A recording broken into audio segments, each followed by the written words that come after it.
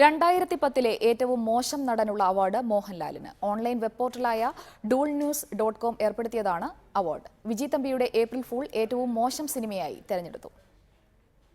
മമ്മൂട്ടി, മോഹൻലാൽ, സുരേഷ് ഗോപി, വിജയ് യേശുദാസ്, പ്രകാശ് ബാര, മണിക്കുട്ടൻ എന്നിവർക്കാണ് മോശം നടനുള്ള നോമിനേഷൻ ലഭിച്ചത്. അലക്സാണ്ടർ ദ ഗ്രേറ്റ്, കാന്തഹാർ, ഒരു നാൾ വരും എന്നീ സിനിമകളിലെ അഭിനയം മോശമാക്കിയതിനാണ് മോഹൻലാലിന് അവാർഡ് നൽകുന്നത്. മോഹൻലാലിനെ പോലുള്ള ഒരു മുതിർന്ന നടൻ മലയാള സിനിമയോട് ഉത്തരവാദിത്തം പുലർത്തിയില്ലെന്ന് ജൂറി വിലയിരുത്തി.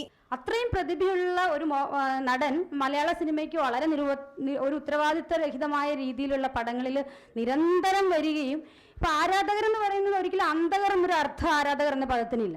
നിങ്ങൾ മലയാള സിനിമയ്ക്ക് തന്നെ വലിയൊരു നാണക്കേടുണ്ടാക്കുകയാണെന്ന് അദ്ദേഹത്തോട് തുറന്നു പറയാനാണ് നമ്മൾ തയ്യാറാവേണ്ടത്.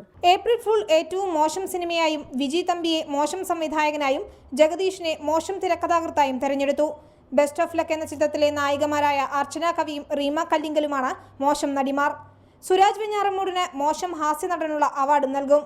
മലയാള സിനിമയിൽ തിരുത്തൽ ചിന്തയുണ്ടാകുമെന്ന പ്രതീക്ഷയിലാണ് അവാർഡുകൾ നൽകുന്നതെന്ന് അവാർഡ് കമ്മിറ്റി പറഞ്ഞു. 5 ലോകോത്തര സിനിമകളുടെ CD-യും സിനിമാ ടിക്കറ്റിനുള്ള 50 രൂപയുമാണ് അവാർഡായി നൽകുക. റിപ്പോർട്ടർ, കോഴിക്കോട്.